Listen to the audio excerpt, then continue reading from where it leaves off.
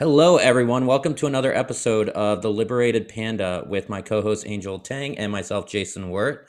We welcome you here today to our live show every Wednesday. Today, the show's all about the scandals that everyone are talking about.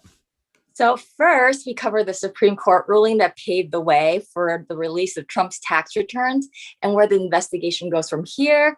Will this investigation end with prison time for Trump? We don't know, but we'll be discussing all of that. Perfect. And then we'll also discuss New York Governor Andrew Cuomo's COVID-19 nursing home policy cover-up and the fallout as a result of it. What was the nursing home policy and subsequent cover-up that caused this scandal? And will Cuomo actually face criminal charges? But first, we'll discuss the Texas power loss controversy. And a lot has happened since millions of Texans lost power last week. How could this have been avoided? And what changes are going to be made in the future? But first, let's start with Angel going over Trump's tax return being released by the Supreme Court. Yes. Okay. So since Trump is no longer president, he is vulnerable to all sorts of criminal and civil investigation. This is because the courts will no longer give deference to Trump as they did before. This is exactly what happened this past Monday when the Supreme Court ordered Trump's accounting firm to hand over his tax returns and other financial records to a prosecutor in New York. The release of Trump's tax return is part of an ongoing criminal investigation carried out by a Manhattan DA named Cyrus Vance. He's the district attorney of Manhattan and the lead prosecutor of this investigation. The records are considered to be central to the criminal investigation, so that's why they have been fought over. So let's give our viewers an idea. Just how hard fought have they really been over? Like, we haven't heard about it a lot, right? But it's been going on a while.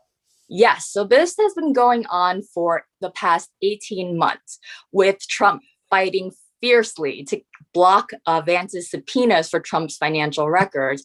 Just FYI, a subpoena is an order from a governmental organization or court to compel witness testimony, or in this case, to produce documents.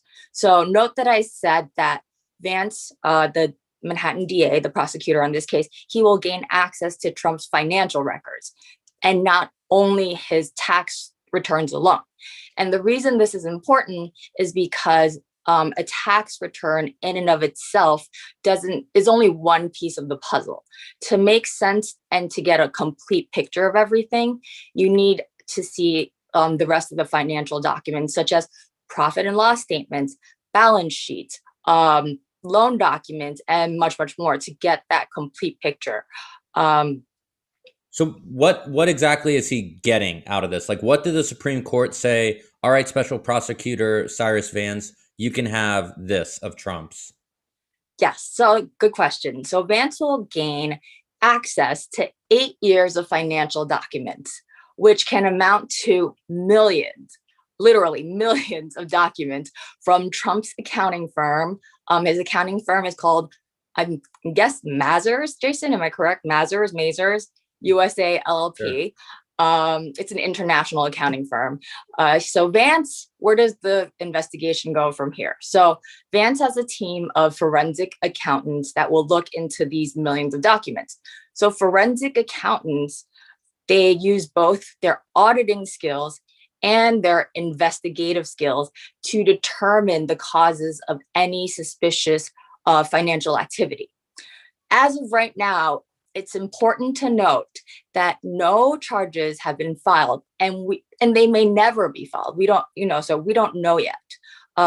We're still very early on in the investigations stages, and Vance, the prosecutor on this case, he has the sole discretion to charge Trump with a crime or not after his team reviews these financial documents. So these documents are going to take a while, obviously. So we shouldn't expect anything anytime soon, right? Like millions of documents, you don't know where it's going to find you. You're going through a fishing expedition, basically. So if you had to take an educated guess, how long do you think it might take? And what do you think you could even charge Trump with?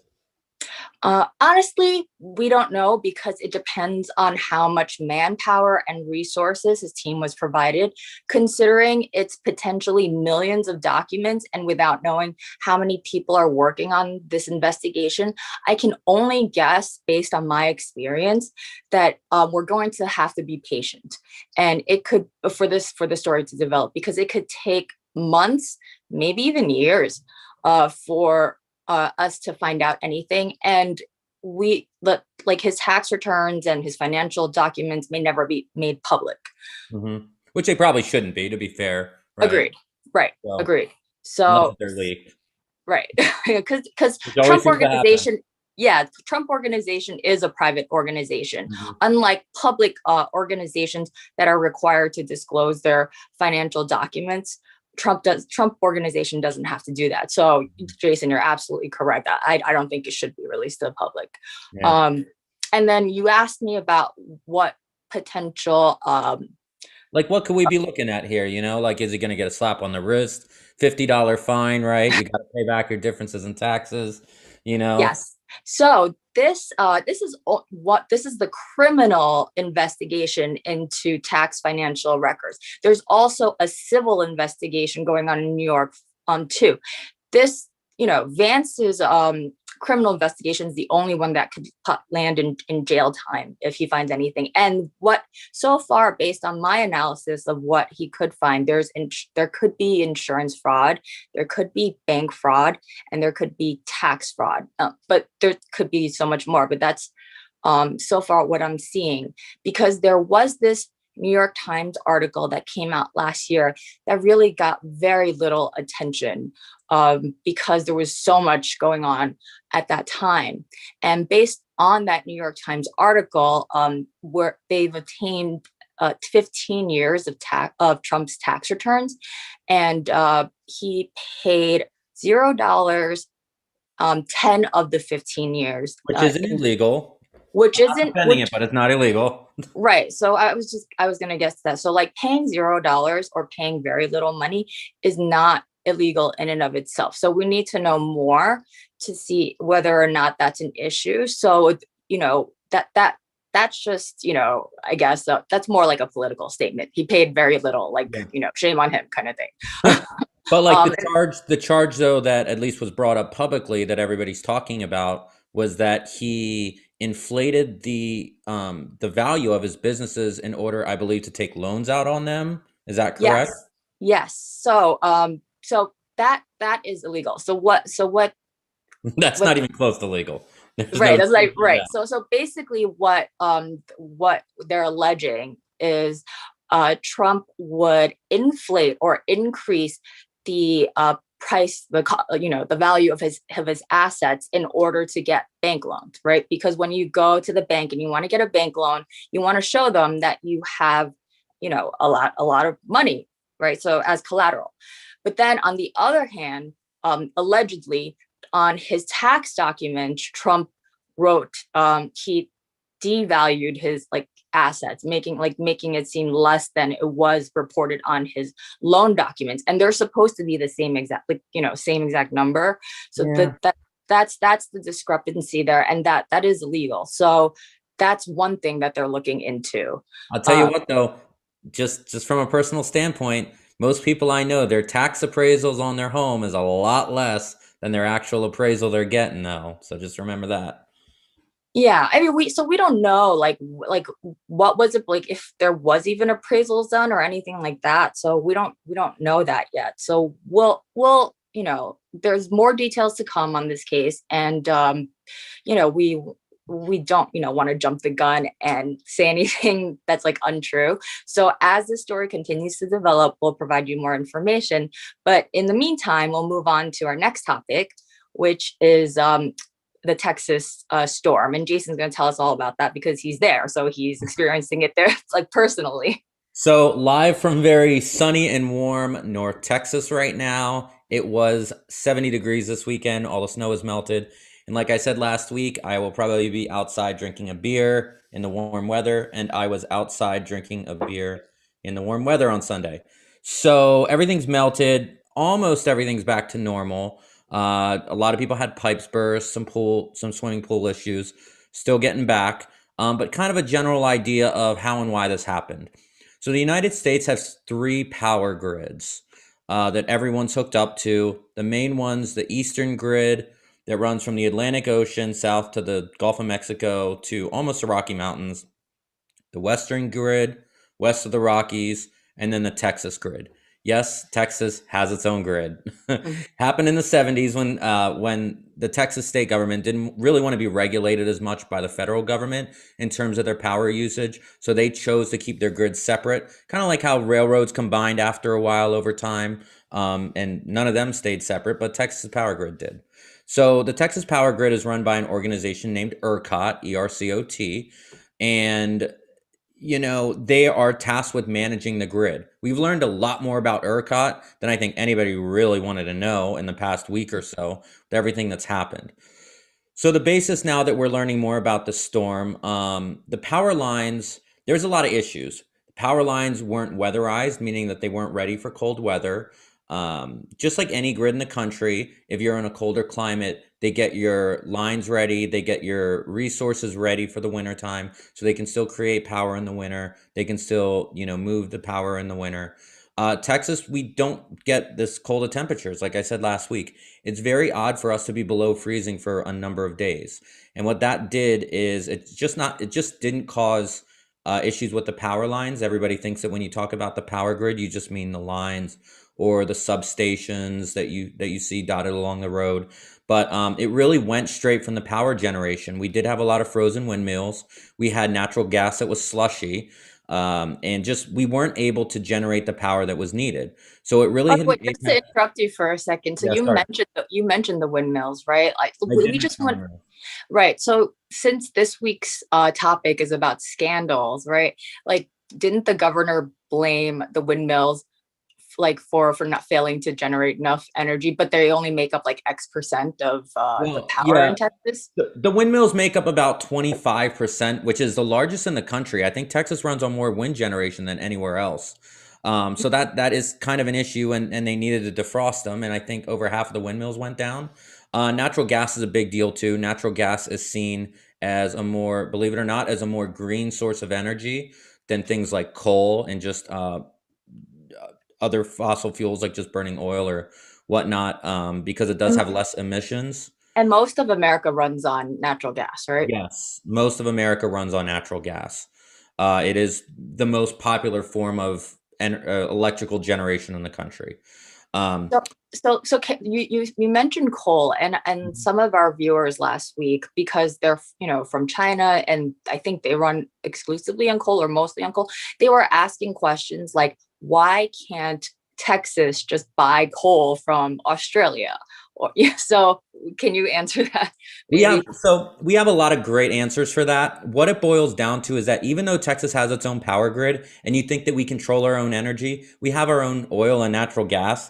We have a lot of windmills. We get a lot of sun. Everybody has solar panels here. You think it wouldn't be an issue, but believe it or not, the federal government really does control energy generation, regardless of who owns the grid. Fact of the matter is that the department, or the EPA, Environmental Protection Agency, controls all carbon-based emissions. So basically all the pollutants that enter the atmosphere. When you burn coal, it pollutes the atmosphere. When you burn gas, it pollutes the atmosphere, not as much as coal. An interesting facet is that there are technologies to clean up coal-fired power plants. They have what's called clean coal, and then they also have something called a carbon capture system, which I know that they have one down in Houston. Basically, what they do is they build a plant to filter the carbon that they're putting into the atmosphere and filter it out. So it's a very neat idea, super high tech, but it really hasn't caught on enough that we want to keep burning coal. In fact, a lot of government administrations keep pushing coal out and say, let's get rid of coal, let's get rid of the coal miners. Fact of the matter is, we have tons of coal in West Virginia. We have tons of coal in Western Pennsylvania. This country was built on coal, and we still have a lot of it. And the last administration talked about, sending it to North Korea. We have a lot of coal. We're just not really allowed to use it the way we could. Right. Okay. So on the 15th, really the big issue here was Monday, the 15th of February. At the height of demand, we had almost half of our generation capacity offline. And you might say, hey, that's only, half the people don't have power. That's not a big deal. Just get it back. There's a lot that goes into the power grid. Okay. It's not just, it'll be fine once it comes back up. You have to keep certain frequencies of hertz going in order to allow the grid to stay optimized and working correctly. And we were at a real bad spot in the early afternoon that day, where you could see the additional 3,000 megawatts load shed ordered there at the end. I believe that was at 1:53. When we were really in the red zone, they were estimating we were about 5 minutes away from losing the grid and going down for weeks, all Wait, because we didn't have enough energy on the grid to keep it up. so correct me if I'm wrong, but in Texas, I read that it's such a sensitive, it's like a sensitive power grid where you need exactly the amount of demand has to pretty much match almost exactly to the amount of supply. Is that right? Well, it's just a smaller. I don't know all the details on that, how fickle the grid itself is. It's just a smaller grid. So you figure on the eastern grid, if you have something happen in Pennsylvania, let's say, you could ship power up from a warmer climate like Virginia. You'd lose a lot in sending it through the lines, but you could send that power up to there, and that would keep your grid active. So just the smaller the grid you have, the more susceptible you are. What was so interesting about the storm is normally Texas doesn't have this issue. Texas has many different climates. You're very humid down in Houston, less humidity up here, less humidity other spots in the state. It's very different. No real mountains, but different climates everywhere. It's extremely rare you have a storm that covers even a portion of the state, yet alone a storm with sub-zero temperature or freezing temperatures and a storm that's dropping snow across the whole state. I can't explain how rare it was. So there was no excess power generation from the western part of the state that they could generate and then move it over. So all the things, all the redundancies, everything that was built into the system, this really truly was almost a perfect storm to cause the potential grid collapse. And that's, I mean, it's your black swan event, right? You're one in a million. So I guess, do you believe that Texas should go and join the rest of America and to avoid a situation like this, and because Texas is privatized, right? So there's no incentive for these companies to act in a way that'll benefit the Texans. Well, that's not entirely untrue. So should they join up with one of the two other national grids? Everybody's going to have their own opinion on it. One of the big problems in Texas is that Texas is rapidly expanding. A lot of people are moving here. They focus on building new infrastructure rather than fixing the current infrastructure that's there. So do we need to put more money into it? Do we need to be better? Yes, of course. That's something that comes up. Every governor says it. It's constantly brought up, but it's never always pushed the way that it should. This is obviously going to push it that way. Are we going to spend the money to weatherize things as well as we did in the past, or as well as we could? Maybe, maybe not. I mean, we're busy building out electricity to a lot of new homes.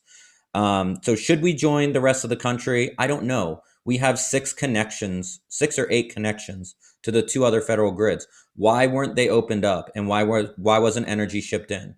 They easily could have sent power from somewhere else into our grid to prevent it from collapsing. And that's one of the possible scandals that could be coming up. Another of the possible scandals, like you started alluding to, Angel, was that a lot of Texans were paying a lot of money for their power bills.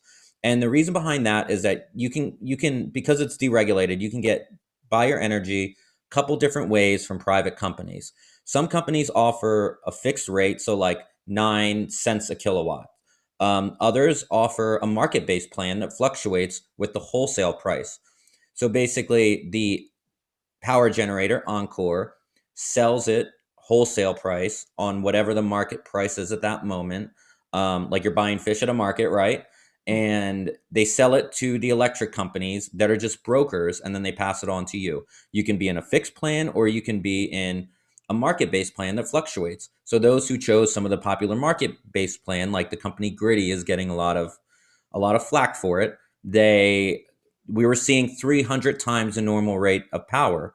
And so what were like some of the like what were the crazy amounts that you were seeing? They were thousands. I think some guy said that he had retired from the military and had to put his retirement into it, or something, Yeah, something insane. I saw probably heard something like that. $17,000 for one guy. Yeah, that's insane. So are they going to have to pay that? So there's going to be some relief somewhere. I mean, it's not reasonable that there isn't. Gritty had talked about going after the state for it, but right now we're kind of in a weird situation. So ERCOT, if you remember, the organization that handles the grid, asked the Department of Energy if they could increase production, but only if the price hit a certain price point of demand, which was extremely high. So it was super high demand. The Department of Energy said yes. So there's documentation of both of these. It was out. So naturally, ERCOT is getting a lot of heat for it because they were like, "Whoa, you let generation go down until you hit, $1,500 a megawatt. That's insane. Why did you do that?" And so a lot of these board members have actually resigned, including the chair over this, partially over this. Right. And so, but the other facet of it is, why didn't the Department of Energy, or I should say the EPA, Environmental Protection Administration, why didn't they allow certain pollution rates or carbon emission rates to kind of be looked past during this? This is a massive black swan event. Black swan meaning a one-off event, 1 in a million sort of happening. Right. Like the 2008 financial collapse. Right. It's a black swan event. Yeah, it's a black swan event. Yeah. But so there's a lot of different things that could go into it. Why didn't the EPA allow more generation? Because apparently in Texas here, we had the power. We had excess coal. We had enough gas. We could have done it. But these generators don't want to upset the EPA because of massive fines. So what are you going to do? You're between a rock and a hard place. You kind of just, you let if ERCOT has approved the $1,500 price, you let it go when it hits that. You don't upset them because you're the ones getting fined, not the state. So they're in really between a rock and a hard place. Can't say I envy their position. Okay, so you'll, if anything more comes up, you'll tell us next week if there's like more, like anything more to this. But we want to get to our last topic, which is something I know that you're really interested in, and I'm interested in because I live in. And that's Cuomo and this whole COVID-19 nursing home scandal, this cover-up scandal. So, do you want to kind of walk us through, like briefly, what the scandal is about with respect to Cuomo and Andy Kim as well, who's a assembly member in Queens, New York, Queens, New York. Yes. So if everybody remembers, during the early days of COVID in March, there was a lot of questions on where certain patients would go when they recover.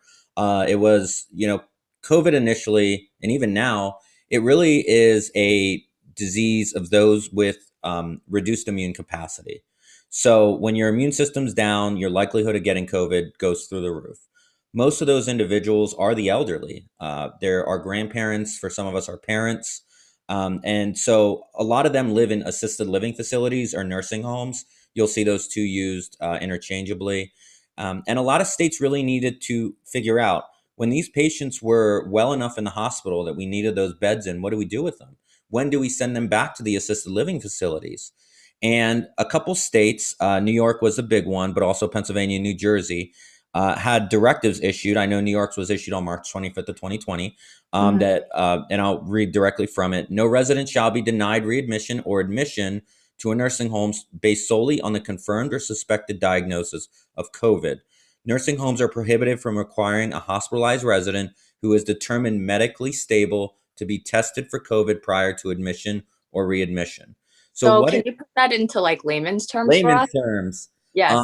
Basically, if they were stable in the hospital and they needed the bed, it seems as though they could send them to the nursing homes and say, okay, they're COVID positive, but they're stable.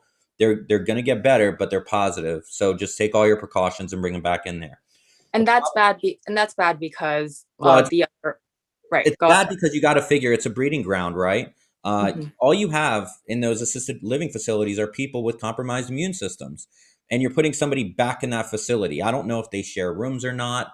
I don't They know do. how close they are. They do. Some of them do. Some of them probably don't.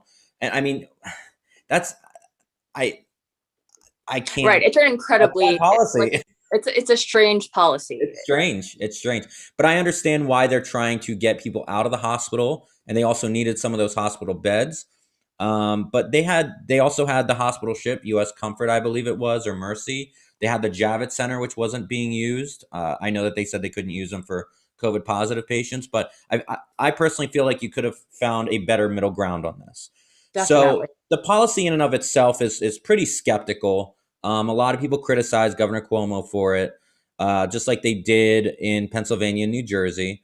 But really, I think what came about not too long ago, there was a recent report that came out that brought this in a spotlight by New York Attorney General, once again, Letitia James, who said that the Cuomo administration, quote, failed to report thousands of nursing home deaths.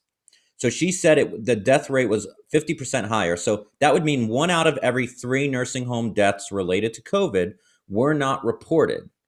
So if you send a COVID positive patient back in the nursing home and they infected more people, it's likely that 1/3 of those were not actually reported deaths, which is very different when you look at the rest of COVID reporting, where they, regardless of what people might think or say, there were a lot of COVID deaths being reported. So that's where the issue really lies right now. And right, why Andrew Cuomo is in trouble and why he's possibly facing criminal investigation. In fact, is he facing criminal investigations right now? I don't know where we're at with that, to be honest, but it's not looking good for Cuomo. I think he's started to kind of sidestep this a little bit. He's done, politically speaking, it looks like he's done a good job sidestepping it for the last couple of weeks. He sidestepped it originally when the policy came out, but now, it just came out today, though, that one of his staffers or former staffers just said that they had inappropriate contact, and he created a culture of bullying and sexual harassment. And I don't know, Angel. I got to be honest with you. It sounds like somebody's trying to sink him. Right, and I want to talk about that bullying too. So he apparently Andy Kim, one of the assembly person, he was yelled at by Cuomo, and he said it was incredibly traumatizing for him, and I think he is bringing a petition against Cuomo. So they're talking about impeaching him, right? I think they're talking about it. They're saying the only way to remove him is to impeach him or censor him or something. So I think that's a developing story. So yeah, it's definitely developing. What's interesting though is if you ever listen to his press conferences about COVID, I think a lot of Americans feel like they get yelled at by Andrew Cuomo. Right. I feel like that's just his personality, but it doesn't make it okay though. But man, they're not pretty. Right. So, unless you have anything else to say, that's pretty much all the time we have left for today. So, Jason. Well, thank you everybody for joining in. And if you guys have any questions, please send it to us. Just ask underneath our video and we will get to them on our next episode. Yeah, or just hit us up on our Twitter. It's at Liberated Panda. At Liberated_Panda. And that's also in our description, and we'll answer any questions that you have. So thank you for joining us today. We hope you join us next Wednesday, 6 p.m., same time, and we'll be discussing the next week's newest trends and hopefully no more scandals. So we'll see you next time, everyone. No more scandals. Have a good week. Bye, everyone.